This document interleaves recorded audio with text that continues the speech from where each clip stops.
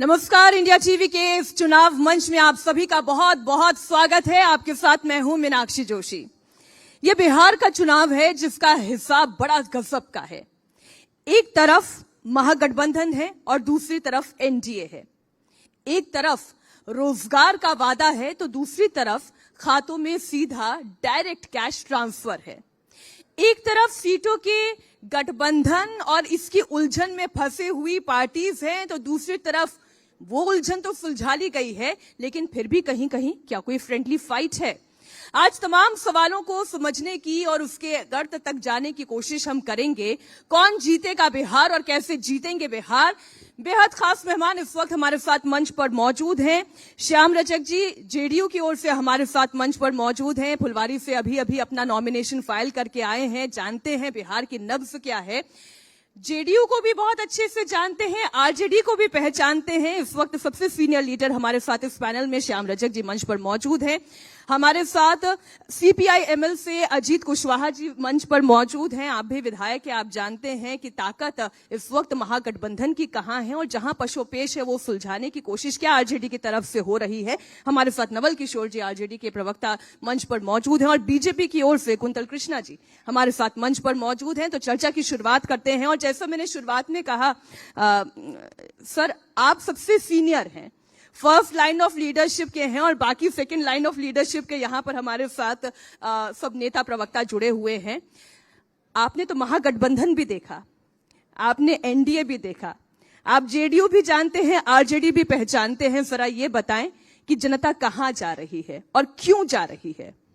देखिए, पहले तो मैं बता दूं, बिहार जो बिहार विश्व का गुरु कहा जाता था और देश की आजादी के बाद 1990 तक का बिहार वो दिल्ली के हाथों में कैद रहा और 1990 के बाद 2005 के पहले तक बिहार परिवार में कैद रहा और 2005 के बाद नीतीश कुमार एनडीए के नेतृत्व में वो बिहार विकास के कैद में रहा है।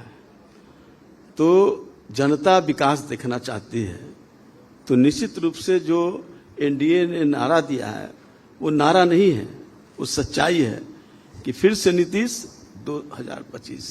आप फिर से नीतीश तो कह रहे हैं, विकास की बात भी कर रहे हैं। अगर वाकई में 20 सालों में इतना काम हुआ तो फिर खातों में डायरेक्ट कैश ट्रांसफर करने की नौबत क्यों आई?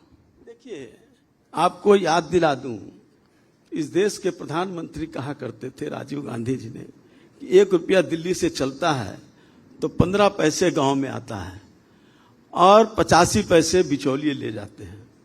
तो डायरेक्ट अगर उनके खाते में जा रहा है, नरेंद्र मोदी जी जिस देश के प्रधानमंत्री ने जनधन योजना के माध्यम से जो खाता खुलवाया सभी लोगों को, उस समय विपक्ष हंस रही थी, लेकिन आज वो आश्चर्य कर रही है और चिंतन में डूब चुकी है क्योंकि वो पैसे डायरेक्ट जनता के पास जा रहे हैं और वो पैसे जा करके वो रोजगार, काम, उनको हर तरह की सुरक्षा सुविधा मिलने का काम हो रहा है।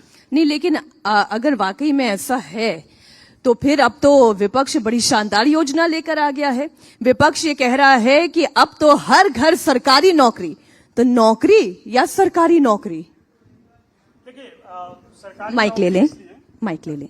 सरकारी नौकरी इसलिए कि सरकारी नौकरी को पिछले 20 साल से रोक कर रखा गया है और जब हमने और हमारे नेता ने बात की थी नौकरी की 2020 में, तो जो लोग 17 साल से शासन में थे वो पूछ रहे थे नौकरी कहां से दिए जाएंगे। हमने मात्र 17 महीने में नौकरी कैसे दिए जाएंगे, 1 नहीं 2 नहीं, लगभग 5 लाख नौकरी युवाओं को देकर दिखाया और पूरे देश में नियुक्ति पत्र वितरण का जो गांधी मैदान से आगाज किया गया उसका केंद्र सरकार ने भी अनुकरण किया। तो ये अभी जो हम ये नौकरी का जो आप प्रायोजन लेकर आ रहे हैं उसका मतलब यही है कि बिहार का युवा बेरोजगार है। अब किसी माँ के खाते में 10,000 डालने से क्या वो माँ चाहेगी मेरा बेटा बेरोजगार रहे, मेरा पति पलायन करे मजदूरी के लिए, यहाँ पर शिक्षा के लिए पलायन करे, शिक्षा स्वास्थ्य सारा बदहाल रहे और सिर्फ उनके अकाउंट में 10,000 रुपया डायरेक्ट ट्रांसफर हो, उससे थोड़ी उनका निर्णय बदलेगा। निर्णय बदलेगा उनके पक्ष में जो लगातार पिछले 5 साल से कह रहे हैं, जिसको उन्होंने बोला 1990 से 2005 तक का पूरे बिहार के इतिहास में स्वर्णिम काल था। जन का राज था। एक ऐसा दौर आया जिसको सामाजिक न्याय माना गया, और अब सामाजिक न्याय के बाद जो पूरा विकास का दौर है वह आर्थिक विकास का है, जिसका नेतृत्व आदरणीय तेजस्वी जी कर रहे हैं। उन्होंने करके दिखाया है, एक रोड मैप दिया है। तो मुझे लगता है कि बिहार के युवा, बिहार की माताएं, बिहार की बहनें और बिहार का जो लोग भी विकास चाहते हैं वो सब लोग उनके साथ आए। नवल जी, आपने जिस युग को कहा, एक और प्रश्न का मैं यहाँ पे मौका ले रही हूँ, जिस युग को आपने कहा कि वो स्वर्ण काल था, सामाजिक न्याय का था, उसे बीजेपी और आपकी ऑपोजिशन कहती है कि दरअसल वही तो काल था जब जंगल राज था। देखिए, जिनको जन का राज पसंद नहीं है वही उसको जंगल राज कहते हैं। आप बताइए, गरीब, दलित, पिछड़े जब आपके सामने उठकर बैठते हैं और जो सदियों से रोके हुए थे, तो क्या वो जंगल राज हो सकता है? जन का राज को अगर जंगल राज कहेंगे तो वैसा जंगल राज तो हर जगह आना चाहिए, जहां पर गरीब, दलित, पिछड़े जो कि सामने में मुख्य धारा में नहीं आ पाते थे, शान से वो जीना सीखे। ये जंगल राज नहीं था, ये वास्तव में सामाजिक न्याय था। तो जिनके लिए सामाजिक न्याय जंगल राज है, वो वास्तव में जन का राज है। जिनके लिए दंगा राज ही पूरे समाज का एक चित्रण है, तो उनके लिए तो जंगल राज हो गए। तो जन का राज है कृष्णा जी, या फिर जन का राज है? मीनाक्षी जी, मैं देख रहा हूं यहां काफी यंग चेहरे दिख रहे हैं। मैं उन लोगों की जानकारी के लिए बताना चाहता हूं और साथ में अपने फेलो पैनलिस्ट को भी बताना चाहता हूं। भारतीय जनता पार्टी या किसी राजनीतिक पार्टी ने 90 से 2005 को जंगल राज नहीं कहा था। कोर्ट, पटना हाई कोर्ट के माननीय न्यायाधीश ने उस काल को जंगल राज कहा था। और जिसे ये जन का राज बता रहे हैं, वो वही राज था जब राजा की बेटी की शादी हुई और पटना में गाड़ियां जबरदस्ती निकाल ली गई, मोटर की एजेंसियां बंद हो गई। पटना की सड़कों में जितनी भी फर्नीचर की दुकानें थी मेरे दोस्तों, वहां से सारे सोफे इनके घर पे पड़े हुए थे। ये वो राज था जिसको ये पता नहीं कौन सा राज कह रहे हैं। और हमने नहीं कहा था, ये तो माननीय न्यायाधीश ने इस बात को कहा था। दूसरी बात, आपने मीनाक्षी जी एक बहुत अच्छी बात कही, ये चुनाव आम चुनाव नहीं है, ये चुनाव बिहार के भविष्य का चुनाव है। बिहार रफ्तार पकड़ चुका है, अब उस रफ्तार को कंटिन्यू रखना है या वापस उसी काले अध्याय में जाना है जिसे कोर्ट तक जंगल राज कहने पे मजबूर हो जाती है। ये वो राज था जब एक आईएएस की पत्नी के साथ 2 साल लगातार बलात्कार हुआ, 2 साल लगातार बलात्कार, और पुलिस ने एफआईआर तक नहीं लिखी, चूंकि माननीय मुख्यमंत्री के आवास से दबाव था। ये वो राज था जब पटना के एक प्रतिष्ठित डॉक्टर का अपहरण हो जाता था और मुख्यमंत्री आवास में तोल मोल होता था। ये वो राज था। और मुख्यमंत्री के परिवार वाले भी 5 बजे के बाद घर से नहीं निकलते थे कि अगर किसी ने नहीं पहचाना तो वही मुख्यमंत्री आवास में उनकी रिहाई का भी तोल मोल हो जाएगा। आप जो तमाम बातें कह रहे हैं, मैं उस पर नवल किशोर जी आपको रिबटल का मौका भी दूंगी और थोड़ा समय आपसे और चाहती हूं। आपने उस दौर का पटना देखा है, आपने श्याम रजक जी उस दौर का बिहार पूरा देखा है। जितनी बातें कही जाती है, देखिए हम लोग दिल्ली से आते हैं, हम लोग 90 की उस दौर को देख नहीं पाए, हम अभी उम्र के उस पड़ाव में नहीं हैं, लेकिन वो बार बार याद दिलाया जाता है, वो बार बार याद दिलाया जाता है। हम आगे की बात करें या पीछे की बात करें, हम जंगल राज जो देखा उसकी बात करें या आने वाले विकास की बात करें? देखिए, बिहार पहले जो बिहार था, नरसंहार के दौर से गुजर रहा था, बेरोजगारी के दौर से गुजर रहा था, दहशत की दौर से गुजर रहा था। मैं वहां भी रहा हूं, देखा हूं, मैं मंत्री पद भी संभाला हूं और देखा हूं किस तरह से मंत्री को काम करने का छूट मिलता था और किस तरह काम करने। क्या आपको मंत्री पद पे रहते हुए काम करने की छूट नहीं थी?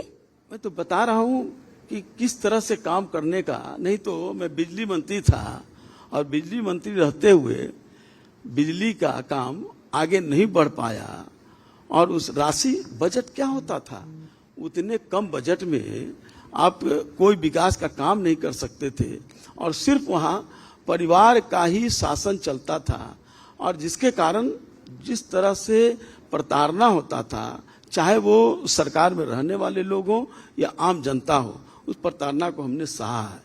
इसलिए मैं कह रहा हूं कि जंगल, ये कह रहे हैं कि जन की राज, उस समय तो वो थे नहीं, लेकिन मैं बता दूं कि जंगल राज क्या था। जंगल राज था नरसंहार का। कितने नरसंहार हुए थे, हम लोग जाते थे वहां। नरसंहार के कारण लोगों में दहशत था। आज लड़कियां घर से निकल रही हैं, कल उस समय लड़कियां दिन में भी निकलने में डरती थी, शादियां भी होती थी तो लोग दहशत में रहते थे। स्कूल कॉलेज में न शिक्षा की कोई व्यवस्था थी। और रोजगार की बात इन्होंने कहा कि 17 महीने लगता है कि शासन तंत्र और संसदीय तंत्र को इन्होंने नहीं समझा है। मुख्यमंत्री के बाद उप मुख्यमंत्री होता और उप मुख्यमंत्री के पास कोई संचिका निर्णय का नहीं जाता है, निर्णय होता है कैबिनेट के फैसले में, कैबिनेट में जाता है। तो इसका और मतलब कैबिनेट- नीतीश जरा कुमार सा, जी नहीं, गलत नहीं, बोल रहे थे बीच क्या? में मैं नहीं कि बोल रहा नौकरी था। कहाँ से लाओगे? नहीं, आप लगातार जो बोलते जा रहे हैं, इसका कोई मतलब नहीं है। बीच में बोलेंगे तो मैं भी अर्थहीन बीच में बातें बोलने करते रह लगूंगा। जाएंगे तो ये कोई उस डिबेट समय थोड़े मैं हुआ। चुप आप था, बोल बताइए रहे थे। कि क्यों आप बोल रहे थे उस 2020 समय- में? उस समय आप बोल 2020 रहे में थे उन्होंने तो मैं क्यों चुप बोला था। कि नौकरी मैं के कह रहा हूं अपने ना बाप कि- से घर के देखो। कह रहा हूं ना मैं- कि- कम से कम इस सुन मंच लेता की हूं। गंभीरता को समझे मैं नवल जी। झूठ बोलते कम से कम इस मंच की गंभीरता को समझे आप। आप कम से कम इस मंच की गंभीरता को समझे। हर जगह अपने संस्कारों का परिचय नहीं दें। आप बताइए ना जंगल राज। जंगल बताइए क्या होता है? आप तो थे उस समय में जंगल इस तरह देखिए, कम से कम जंगल राज मैं बताऊं आपको क्या होता है? भारतीय रंजन मैं बताऊं आपको जंगल राज क्या होता है? वैसे ही है। ठीक है, मंच ठीक की है। गंभीरता को समझे। श्याम जंगल रजक राज जी, क्या होता है अनिशा जी, बताने एक के लिए मिनट। यहाँ सब सक्षम है। इस तरह का थोड़ा होता है। नहीं नहीं, एक मिनट। आप जो अजीत जी, करेंगे वही होता मैं है। एक मिनट, 15 साल तो बिहार में यही करते आए आप। अजीत जी, अजीत जी, जंगल राज की उदाहरण अरे यही जवाब है। लेने में डर एक लगता है। आदमी बोले जो लोग- बोलने को जिन लोगों दबाने के- लिए जिन लोगों के बीच मन में दंगा जोर-जोर करने से का है। बोला नवल जाए। जी, नवल जी। जंगल राज का यही है। अजीत जी, जंगल राज, जन का राज, सारा मसला इसी पर है। बहुत जरूरी समय पर यह पैनल डिस्कशन हो रहा है। बिहार चुनाव के मुहाने पर खड़ा है और मैं समझता हूं कि यहां से मतदाताओं को भी बहुत कुछ देखने और सुनने को मिलेगा, इसलिए हेल्दी डिस्कशन होना जरूरी है। जी, मैं वहीं से शुरू करता हूं जहां से श्याम रजक जी हम लोग के गार्जियन हैं, उन्होंने शुरू किया। एक नारा यह भी चल रहा है बिहार में कि 2025 फिनिश नीतीश, और उनको फिनिश सिर्फ हम नहीं कर रहे हैं, बीजेपी खुद लगी है उनको फिनिश करने में। हम इसको आपको एग्जांपल बता देंगे। बीजेपी अपने पर्सनल अलायंस के साथ 142 सीटों पर लड़ रही है और जेडीयू के आधे सीटों को पर भी बीजेपी के लोग लड़ रहे हैं। मैं इसका उदाहरण दे दूंगा, बीच में नहीं डिस्टर्ब करिए, आप भी दीजिएगा, उदाहरण दे दूंगा। मेरे ही यहां से, मेरे ही सीट से मैं कैसे फिनिश हो रहे हैं मैं बताना जरूरी है ना। मैं जहां से आता हूं डुमरांव विधानसभा से, 5 साल से मैं एमएलए हूं। वहां पैरासूट से उतार करके एक आदमी को टिकट दिया गया जिनके भाई बीजेपी के मंत्री हैं दिल्ली में, और हमने सुना है कि वो अडानी का वकालत करते हैं कोर्ट में। वहां बहन अंजू महाराज जी पिछली बार लड़ी थी, जो जदयू की कार्यकर्ता थी, प्रवक्ता है। और इस बार हमने सुना था वशिष्ठ नारायण सिंह, आप जानते हैं, बहुत नामचीन नाम है, प्रदेश अध्यक्ष रह चुके हैं, जदयू के समाजवादी नेता हैं। उन्होंने पहली बार अपने पुत्र के लिए, हमने सुना है, हम तो देखने गए नहीं, उन्होंने टिकट मांगा और चूंकि उनके पुत्र प्रचार भी कर रहे थे, घूम भी रहे थे, उनको भी टिकट नहीं दिया गया। मतलब पार्टी में काम करने वाले कार्यकर्ताओं को दरकिनार करके हमने सुना कि करोड़ों रुपए में, नाम नहीं लूंगा मैं कितने करोड़, मैंने देखा नहीं है, हमने सुना है कि करोड़ों रुपए में टिकट बेच दिया गया। और इस तरीके से कई जगह हुआ। तो वो कैंडिडेट बीजेपी के हैं, सिंबल उन्होंने खरीद लिया जेडीयू का, तो जेडीयू का सिंबल बिक रहा है। तो बीजेपी का पूरा गेम है कि इस बार नीतीश को फिनिश कर देना है। अरे हम लोग तो लगे ही हैं, महागठबंधन मजबूती से लड़ रहा है। मैं कहना चाहता हूं अपने बीजेपी के साथियों से, हमारी उम्र 39 साल है, आपकी उम्र लगभग वही होगा या अन्य लोगों का 52 साल। आपका नहीं, मैडम का। अब लड़कियों की उम्र तो बताई नहीं जाती, वही- वरना बता देती। खैर, बोले। सॉरी टू से। और यहां सारे यंग लोग हैं, जैसा कि हमारे बीजेपी के प्रवक्ता साहब कह रहे हैं, सारे यंग लोग हैं। किसी ने 90 नहीं देखा, मैंने भी नहीं देखा। हम लोग राजनीति 2005 से शुरू किए, जब हम ग्रेजुएशन फर्स्ट ईयर में गए, और नीतीश कुमार जी आए थे उस समय बिहार में। हम कह रहे हैं कि 20 वर्षों में जो हुआ वो पॉलिटिक्स का इशू होगा कि उसके पहले 15 साल होगा वो पॉलिटिक्स का इशू होगा। हम कह रहे हैं इशू क्या होगा। आज बिहार कहां है। हम जब महागठबंधन की सरकार में थे, लॉजिकल बातें किया जाए ना, बिना मतलब का फर्जी बात क्यों होगा। तर्क पे बात हो, डेटा पे बात हो। इसी राज्य में जातिगत आर्थिक सर्वेक्षण करवाया गया, ये डेटा है, इस राज्य के अधिकारियों ने किया। रिपोर्ट क्या है, 94.5 लाख परिवार बिहार में ऐसे हैं जो जिनकी मासिक आमदनी 6,000 रुपए से कम है साहब। दिस इज बिहार, और ये आज का बिहार है, ये आज का बिहार है। लगभग 5 करोड़ लोग ऐसे हैं, इनको गुणा भाग करिएगा तो पता चलेगा कि 40 रुपए की रोज की आमदनी पर जिंदगी गुजर बसर कर रहे हैं। किसी राज्य के अंदर पर कैपिटा इनकम आप नहीं बढ़ा सके। इस राज्य के अंदर इतने सारे करोड़ों संख्या में लोग, बिहार की आबादी अगर 13 करोड़ है तो लगभग 45% आबादी ऐसी है जो एक दिन में 40 रुपए की आमदनी पर अपनी जिंदगी गुजर बसर कर रही है।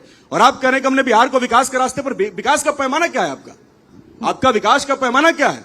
पर कैपिटा इनकम कितनी इंक्रीज हो रही है? बात और जी, कह रहा हूं, जी। आपने पर कैपिटा इनकम नहीं बढ़ाया, आपने गरीबी नहीं बढ़ाई, गरीबी नहीं कम किया आपने। आज बिहार के गांव गांव का बच्चा, हम लोग गांव में रहने वाले लोग हैं, हम पटना कम आते हैं, पैनल में पहली बार मुझे लोग देख रहे होंगे, हमने आते पैनल वैनल में, मुझे भेजा गया इस बार।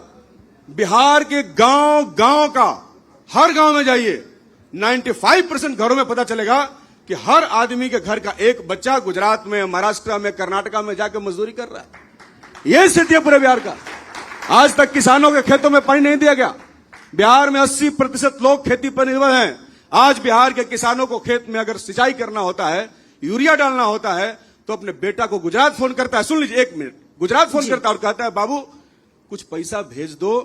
मीनाक्षी जी, दो बातें मैं आज तक किसानों को ये इतना भी ताकत मैं श्याम नहीं जी दे आ रही सके हूं आपके कि पास, अपनी लेकिन फसलों दो को बेचकर बातें, वो खाद खरीद सके। क्योंकि क्या आपने कहा डेवलपमेंट हेल्दी है? डिस्कशन होना इसलिए इस बिहार में चाहिए। राज्य को बदलना आपने जो जरूरी है। बातें कही उसमें से 2 बातें मैं निकाल रही हूं। एक, आपने पलायन का मुद्दा उठाया, लेकिन उससे पहले जो 2025 नीतीश फिनिश वाली बात है, उस पर तो देखिए बीजेपी से सवाल पूछना पड़ेगा। इस वक्त जब हम ये चर्चा कर रहे हैं इस मंच पर, सुनने में आ रहा है गृह मंत्री अमित शाह भी सीएम हाउस पहुंचे हैं मुलाकात के लिए, और मुलाकात के लिए इसलिए पहुंचे हैं कि जब सवाल पूछा गया गृह मंत्री साहब से कि कौन होगा मुख्यमंत्री, तो नीतीश कुमार का नाम उन्होंने नहीं लिया। ऐसा क्यों कर रहे हैं? नीतीश कुमार सीएम होंगे या नहीं होंगे? मीनाक्षी जी, बड़ा लाजमी सवाल आपने पूछा है, पर उससे पहले चूंकि काफी यंग साथी हमारे बैठे हुए हैं, विधायक जी अभी सुनी सुनाई बातें कह रहे थे कि मैंने देखा नहीं है, मैंने सुना है। मैंने भी सुना है विधायक जी आप मुड़ी कटवा पार्टी से हैं, मैंने देखा नहीं है, मैंने सुना है। ऐसा है क्या? अरे बिल्कुल है, ऐसा है। सर काटते हैं आप? किसका? मैंने सुना है कि आप जिस पार्टी से हैं वो मुड़ी कटवा पार्टी है। आपने सुनी सुनाई बातों को विधायक जी नहीं, अपने हमने तक ही रखना देखा है चाहिए। भाई, आपने अब टिकट डेटा काट पे आ दिया। जाए विधायक जी, अब डेटा पे आ जाए। हमारे यहाँ डेटा पे, नहीं, डेटा नहीं, रुकिए, रुकिए, रुकिए, नहीं, किसी डेटा पे नहीं जाएंगे। अब डेटा पे आ अरे जाए। डेटा पे रुकिए ना, रुकिए, रुकिए, इतने रुकिए। परेशान मत होइए। अब कृष्णा जी, डेटा कृष्णा और जी, पॉलिटिकल मुद्दों पे, अरे डेटा हमारे पास भी है। पलायन हुआ, कृष्णा जी, पलायन हुआ विधायक जी, कृष्णा जी, पलायन नहीं, हुआ, नहीं, पलायन हुआ। मत करिए। पलायन के लिए जिम्मेदार कौन है? पलायन के मैंने लिए आपसे जिम्मेदार सवाल कौन है? पूछा, देखिए में जंगल भाई एक साहब, मिनट, बता चालाकी देता से हूं, कोई सुन तो मुद्दा ले। नहीं बदलेगा। अरे पलायन हुआ। कृष्णा जी, चालाकी पलायन से के लिए मुद्दा नहीं जिम्मेदार बदला कौन है? जाएगा, चालाकी मेरे से कोई यंग मुद्दा नहीं साथियों, बदला आप लोग इस जाएगा। बात को जानिए। नीतीश कुमार सीएम 1990 से होंगे या नहीं होंगे? 2005 तक कृष्णा जी, बिहार इकलौता। नहीं, एक मिनट, कुंतल कृष्णा जी, नहीं, मैं किसी डेटा पे नहीं जाऊंगी, मैं अपने सवाल का पहले उत्तर चाहती हूँ। मैं आपके गृह सवाल का मंत्री जवाब दे रहा अमित हूं, शाह ये पलायन। क्यों नहीं कहते बीजेपी के नेता दिलीप जायसवाल इंडिया टीवी के चुनाव मंच से कि नीतीश कुमार ही हमारे सीएम मीनाक्षी जी, होंगे? आपने पलायन का सवाल भी पूछा था ना? नहीं, वो दूसरा सवाल था। पहले जवाब प्रश्न का देने का पहला वक्त देंगी ना? उत्तर, जवाब देने का वक्त देंगी बिल्कुल ना? बिल्कुल ठीक है, दूंगी। चलिए, पहले प्रश्न का चलिए, उत्तर पहले। मैं आपके पहले सवाल का भी जवाब देता हूं। भारतीय जनता पार्टी और एनडीए बिहार में नीतीश कुमार जी के नेतृत्व में ही चुनाव लड़ रही है और हमारा चेहरा नीतीश कुमार जी ही हैं। जैसे राहुल गांधी तेजस्वी जी का नाम नहीं लेते, नहीं, राहुल गांधी ने तो मना कर दिया। जायसवाल जो है वो इधर नीतीश कुमार का नाम नहीं लेते। मैडम आप जिस सवाल को कर रही हैं, आप जिस सवाल को कर रही हैं, देखिए आपकी बातें सुनता हूं साहब, आपकी बातें सुनता हूं, बोलना मुझे भी आता है और आवाज मेरी आपसे ज्यादा मजबूत है। नहीं, हेल्दी डिस्कशन। ध्यान से सुन लीजिए। मैं बीजेपी के अधिकारी प्रवक्ता की तरह कह रहा हूँ। तेजस्वी यादव को नेता विपक्ष मानने को तैयार है? नेता विपक्ष, अरे 5 जगह पे आप फ्रेंडली फाइट कर रहे हैं, 5 जगह पे क्या होता है फ्रेंडली फाइट? सप्लाई की जाती है। महागठबंधन बना के बैठे हुए हैं, एक दूसरे को ठगने में लगे हुए हैं। बिहार की जनता को नहीं ठग पाए तो अपने साथियों को ठगने में लगे हुए हैं। 20 साल से आप महागठबंधन, 10 लाख नौकरी कहाँ से? नवल जी, आप लोग एक दूसरे के ऊपर बोलेंगे, कोई बात समझ में नहीं आएगी। पलायन। मैं 2 मिनट पलायन पे देती हूँ, फिर मैं श्याम जी के पास आऊंगी। डेटा पे बात कर लेते हैं। पलायन की बात होती है 90 से 2005 में बिहार में ऐसे भी साल आए। एक सेकंड रुक जाइए। आपका जब लौट आए तब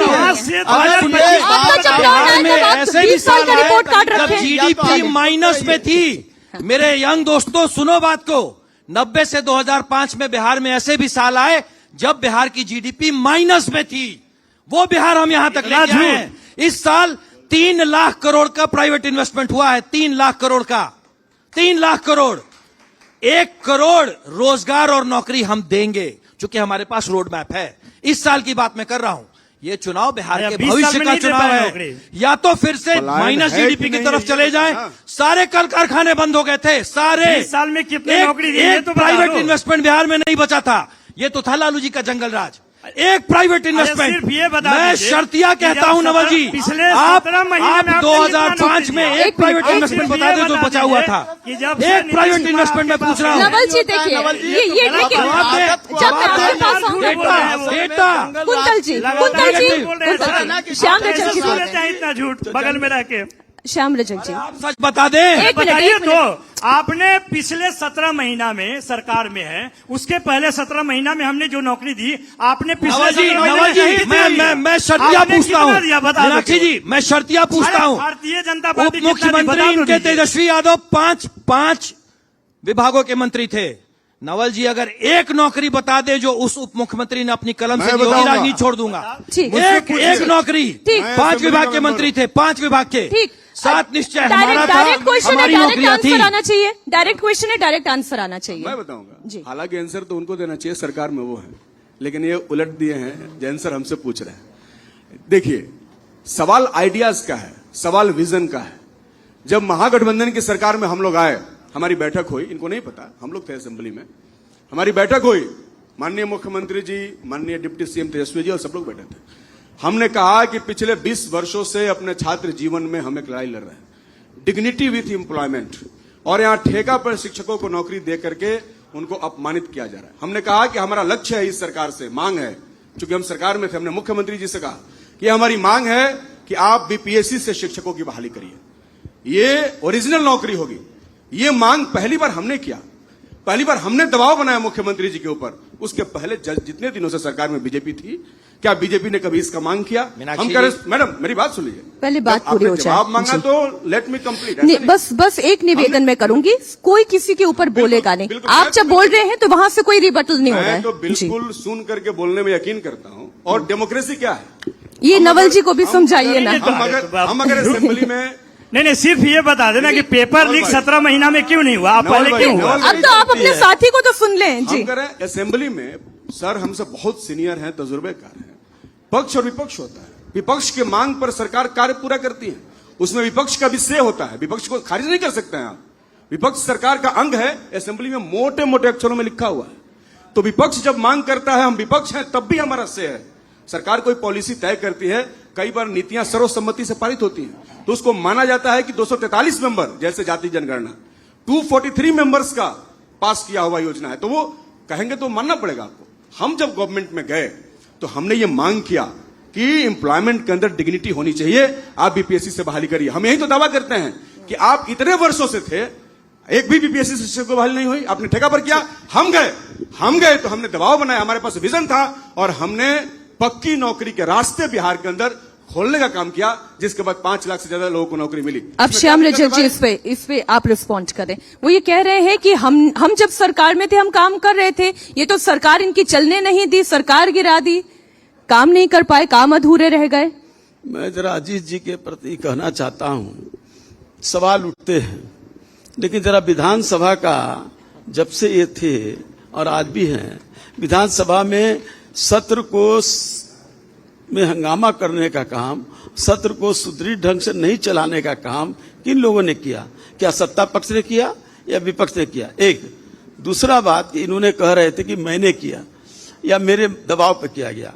सवाल उठाए जाते हैं विपक्ष के द्वारा या वहां के विधायकों के द्वारा, और जो सवाल उठाए जाते हैं तो सरकार उस पर विचार करती है, और विचार करके करती है। लेकिन जो सरकार के जो मुखिया होते हैं, मुख्यमंत्री, वो निर्णय लेते हैं कैबिनेट के माध्यम से, और कैबिनेट में ये फैसला होता है और मुख्यमंत्री को जब तक मोहर नहीं लगती है तब तक मैं आपकी बात समझ रही हूँ, लेकिन जो बात तेजस्वी यादव कह रहे हैं और लगातार विपक्ष कह रहा है कि दरअसल इस वक्त ना सरकार नीतीश कुमार चला रहे हैं, ना पार्टी नीतीश कुमार चला रहे ये हैं, उनका उनकी सेहत उन्हें गवारा नहीं दे रही है और सब कुछ एक चैनल के थ्रू चल रहा है। सबसे और बीच वही फिनिश वाली बात आती है। मीनाक्षी जी कि स्वास्थ्य के बारे में कोई डॉक्टर बोले तो कुछ विश्वास किया जा सकता है, लेकिन ऐसा व्यक्ति बोल रहा है जो नौवीं फेल रहा है। चाहिए आप पॉलिसी बताइए ना। मैं तो सिर्फ बोल रहा हूँ कि आप अपने 20 साल का हिसाब दे दीजिए, 20 साल शासन करने का हिसाब दे दीजिए। आप नहीं दे पाए क्योंकि आपने कुछ किया ही नहीं है।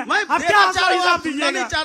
इसलिए सुनना नहीं चाह रहे हैं क्योंकि आपके पास सुनने की कैपेसिटी नहीं है। नहीं, आप बताइए तो कुछ सुनने लायक। मीनाक्षी जी ने आप कहा हमारे सवालों का तब जवाब तो दीजिए। सुने आप, मैं जवाब वरिष्ठ देता हूं। व्यक्ति हैं, दीजिएगा बता नहीं। रहे हैं, आप सुन नहीं रहे। 20 साल की बात आप कर रहे हैं कि 20 साल में आपने क्या किया और आगे आने वाले समय में जो आप क्या करना चाहते हैं, सवाल यही है। नहीं, ये सवाल नहीं है, आगे तो आएंगे ही ये नहीं। सवाल नहीं है। सवाल आगे ये तो आएंगे ही है, एक नहीं। सेकंड नवल भाई, 20 साल का हिसाब। सवाल ये है कि सवाल 20 साल का होगा, उसके पहले का नहीं। सवाल ये है सर, जवाब दे रहा हूं। सवाल ये है कि गांव-गांव के बच्चे गुजरात, सूरत, महाराष्ट्र की फैक्ट्रियों में नौकरी कर रहे हैं कि नहीं कर रहे? पलायन रोकने के ये लिए सवाल आपके है। पास क्या कर रहे हैं कि नहीं कर रहे हैं? आप हाँ बीजेपी ना जवाब ठीक दीजिए। ठीक बीजेपी, ठीक सर, अजीत सर, भाई, बीजेपी। अजीत भाई सुने पलायन सुने, बिल्कुल कैसे बिल्कुल। रोकेंगे? आप सर, आप इस राज्य में पलायन पहले कितना प्रतिशत था? पहले की बात नहीं सर, मैं जरा सा अभी की बात कर रहा हूं और तुलना तो होगा ही ना। क्या हमने पहले क्या जरा सा आप चुप रहिए। नवल जी, आप सुन चुप भी रहिए, ले आप भाई, सभी पूछा सुन जा रहा ले, है। ये आप सुन बात ले। बोलिए। ये अधिकार का बात है, लेकिन आप अगर मैं आप क्या कर रहा हूं? अगर आप अपने गलती नहीं, का आप सुनिए ना। गलती का केवल 11% फिर यही बात ना भाई। समाज के बीच आज में के देखना समय चाहते 2% हैं तो फिर वही पलायन बात है। अच्छा नवल जी, नवल जी ये सुन बात तो आपको गलत अरे लगेगा। सुन तो ले। आज संगत का असर है ना। नीतीश कुमार के नेतृत्व में आप क्या बता रहे हैं, कितने प्रतिशत पलायन था? 11% अब कितना प्रतिशत है? अभी 2% है पलायन का। ठीक ठीक, मीनाक्षी अब जी, इस पर जवाब एक दे दें। सेकंड। हाँ, हम तो सवाल पूछेंगे। आप कह रहे हैं कि पलायन 2% है। यहाँ पे खड़ा बैठा हुआ आदमी किसी का भी समर्थक हो, कोई दावा नहीं कर सकता कि 2% पलायन है। आप किसी गांव में चलिए, हम कह रहे हैं कि टॉस कर लीजिए और जिस गांव पे सिक्का जाए उस गांव में चलिए। आप लोग भी ग्राउंड रिपोर्ट करती होंगी, आपका चैनल करता होगा। आप किसी गांव में जाइए, किसी गांव का 90 से 95% परिवार के बच्चे बाहर मजदूरी करने गए। सुन लीजिए मीनाक्षी जी, सुनिए ना भाई, फिर देखिए हम लोग सुन रहे हैं। आपने भाई आप सवाल पूछने वाले थे ना, आप तो देखिए, कहानी मेरे सुना रहे पास हैं। अब आप सवाल पूछे, सवाल ऐसे आपका मैं जवाब दे रहा हूँ ना। सवाल अजीत ऐसे जी, निकलते दो हैं। जवाब। देखिए ये अब गलत जवाब दीजिए। मेरे आप पास 2% प्लान कहाँ मेरे से पास आया? सुनिए किसका सुनिए, जवाब मेरे दीजिए? पास किसका समय प्लान इतना ही किसका था। डेटा है? माफ कीजिएगा, सर, माफ लाया कीजिएगा, डेटा, और मैं अपने डेटा, दर्शकों से ये किसका कहती डेटा हूँ, है? 94 लाख गरीब परिवार क्यों है? गलती जवाब 94 लाख परिवार गरीब क्यों है, बता दीजिए। देखिए पलायन किसका चर्चा देन था? चर्चा अच्छी हो सकती थी, कारण पलायन लेकिन हुआ। कई बार चर्चा मीनाक्षी से जी, पलायन जैसा मुद्दा, रोजगार जैसा मुद्दा, मीनाक्षी महिला जी, one सिक्योरिटी question, से लेकर one question, महिला, please. मेरे पास समय इतना ही था एक सर। question, बहुत मैं क्षमा याचना चाहती हूँ। हमारे साथ 4 पैनलिस्ट इस मंच पर रहे, बहुत अच्छी और चर्चा हो सकती थी, लेकिन वाद विवाद और उग्रवाद की स्थिति तक पहुंच गई। 2% पलायन का डेटा कहाँ से मिला? अरे पूरा चुनाव पड़ा है, नहीं, आप पूछिए। एक गली गली ये घूम गलत के जवाब दे रहे पूछिएगा। हैं भाई, ऐसे थोड़ा आज नहीं, चुनाव नहीं, मंच पे अजीत बस जी, इतना ही 2005 था। में बहुत एक बहुत भी investment धन्यवाद नहीं था। आपका, ये अजीत जी, बता दें। नवल जी, श्याम रजक जी, कुलकर जी, बहुत शुक्रिया। नहीं बोल सकते हैं।